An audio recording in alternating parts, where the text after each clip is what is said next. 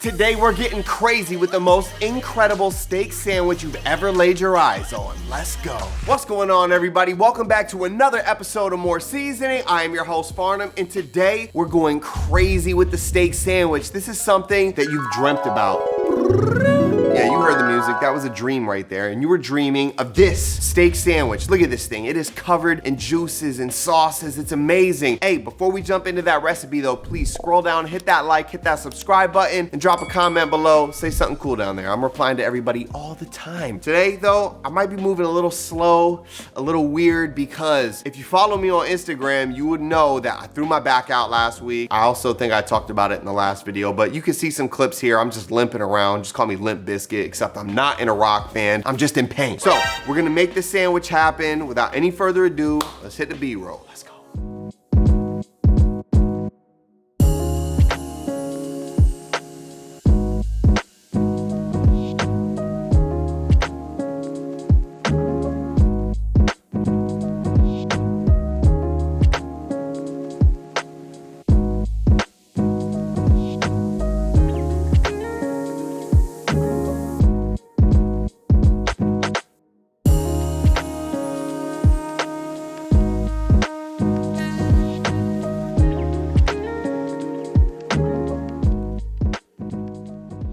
All right, so the ingredients for this incredible steak sandwich are going to be a baguette, provolone cheese. Make sure you ask them to slice it very thin. We're doing ribeye today because the fat in there is just going to unsalted butter. I got thyme today, rosemary, arugula, a sweet onion, lemon, garlic. What the sauce? Couldn't find whole grain mustard, so I'm using stone ground Dijon. Mayo, I'm using Kewpie. Sun-dried tomatoes and olive oil, avocado oil, and I hope you don't think it's sweet around here, but we got sugar. Welcome to the ground. I'm in pain right now, but we're gonna make it work anyway. So listen, we normally knock all our prep work out immediately, but there's two things that are gonna take a little bit longer than usual today. That's gonna be some roasted garlic and caramelized onions. So we're gonna start those now. All we do is we take one head of garlic, we're gonna chop the top off, throw it on aluminum foil, hit it with some avocado oil and salt, bundle it up, and then we're gonna throw it into a 400-degree oven for 45 minutes. All right, next we're gonna caramelize some onions. Now listen, to correctly do this, it could take over an hour. It's not that serious, right? We're not a Michelin star, 5-star restaurant. It doesn't matter. We're just trying to make a good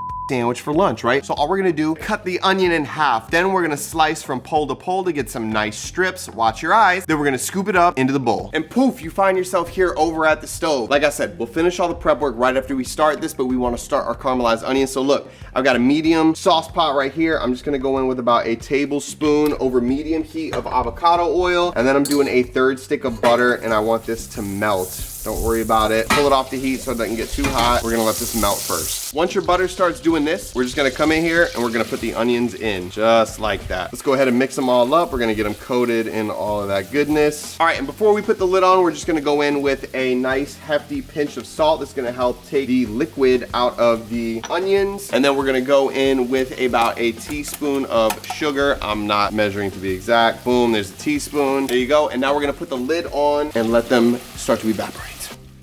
All right, it has literally been 4.5 minutes since we put our onions in. Listen, this is when you know it's time. You see this?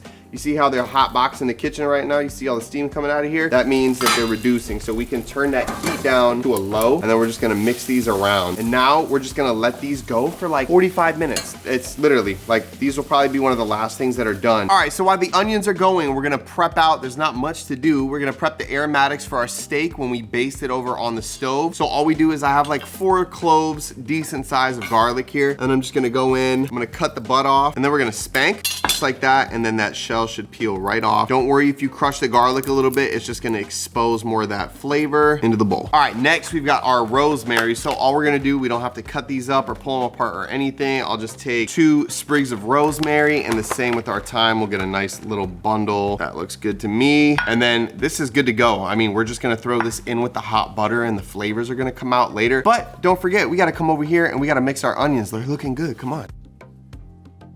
All right, so this is why you wanna start your garlic and your onions way ahead of time, because we're done. Like, there's nothing else to really prep out, and I don't wanna cook my steak right now, because by the time the onions and the garlic are done, steak will be cold. So we just kinda have to wait. So you could take this opportunity to clean up around the kitchen, etc. We got about 14 minutes left on the garlic, and it's only been 16 minutes on the onion. Continue to stir those up like every couple of minutes. I would say when there's 10 minutes left on the onions, we'll jump back in here and cook the steak. All right, roasted garlic out of the oven. We're gonna make our sauce for the sandwich right now.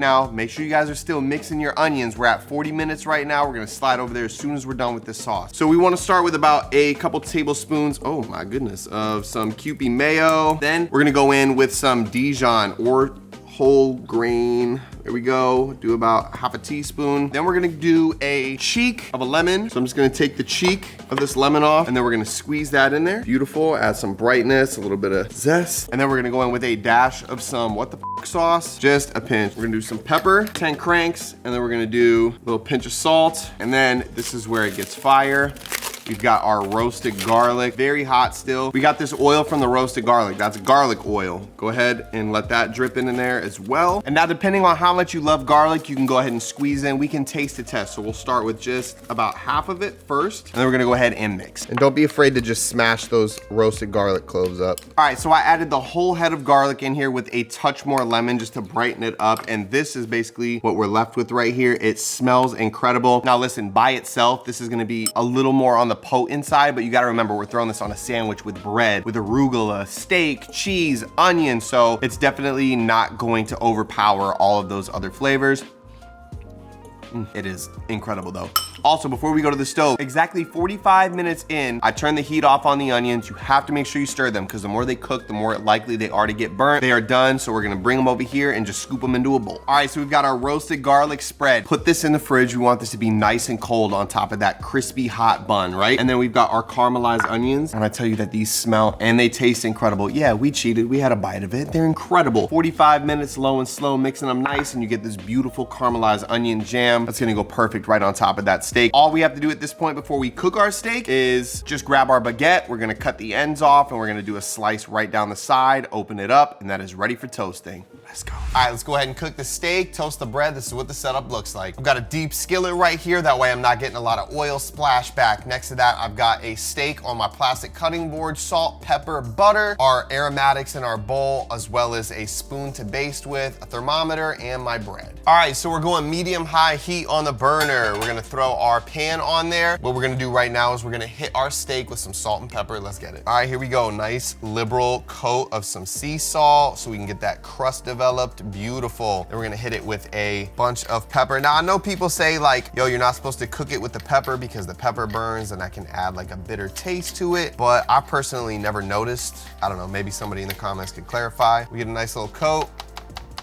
Tap that in, we're gonna flip and repeat. And then what we can do is we can just tap it along here. That way we can make sure that we get some salt and pepper on the sides. Boom, beautiful. And that steak is ready to go. But wait, I lied, keep rolling. I've never done this before, but I want to experiment with my Bluetooth thermometer while it's on the skillet. So here I go, I'm just gonna go in through the top of this steak. Hopefully we can get through without it tearing up. All right, so here we go. We got our avocado oil, and we're gonna do a nice liberal coat in this pan. We got that heat coming back up. And just remember, we wanna get a nice coat on the bottom of here, just like that, because it's about to get wild. Here we go. Medium high heat, and we're going in for a hard sear in 3, 2, 1. It's been a minute and a half on the first side. Now we're gonna, woo! We're going in for the flip. There we go, all right.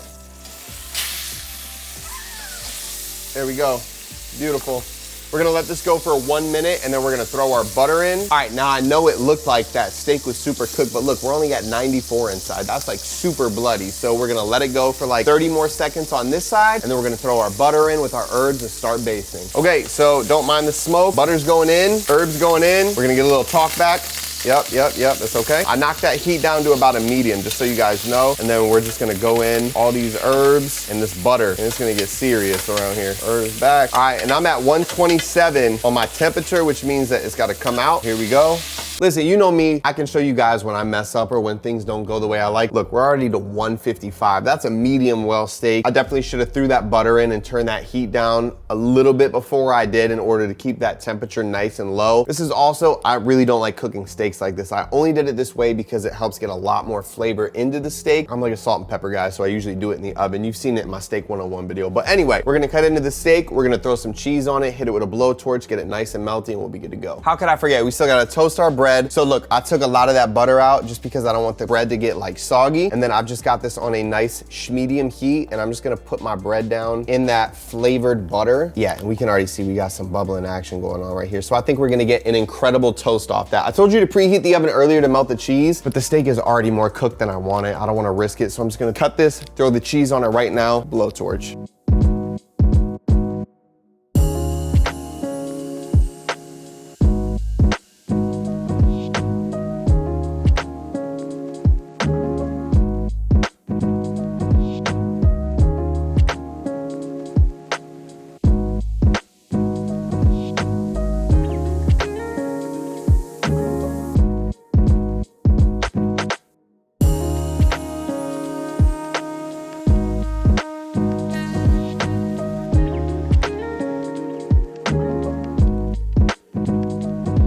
When I tell you it took patience to make it this far, I did not want to do that B-roll. I just wanted to dive into the sandwich. Oh, look at all this juice. Oh my God.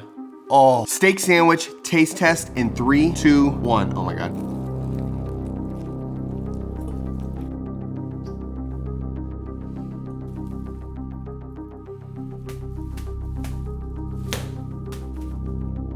Now listen, I've made a lot of things in my life, a lot of things on this channel. Straight up, me and Jamari just split that. It's the best sandwich I've ever made, okay? And what I love about it is the secret ingredient in that whole thing, and I thought of it and I was like, a steak sandwich needs this, is the sun-dried tomatoes. Like you get this like savory, like from the cheese and the steak, and you get all these flavors, and then you get that burst of brightness and freshness from those sun-dried tomatoes, and it just pulls everything together. The caramelized onions, incredible. The arugula, I mean, it's there. I'm serious, guys. If you wanna make yourself a sandwich, and this was stupid easy, aside from the waiting, from the roasted garlic and the onions, this was incredibly easy. You could knock this out in 1 hour with the 45 minutes of waiting. Like, it's that freaking easy. Hey, if you made it this far, please scroll down, hit that like button, hit that subscribe button, and show some love in the comments below. My name is Farnum, this is More Seasoning, and this is the best steak sandwich I have ever made. Catch y'all in the next episode. We out. Love y'all. Bye.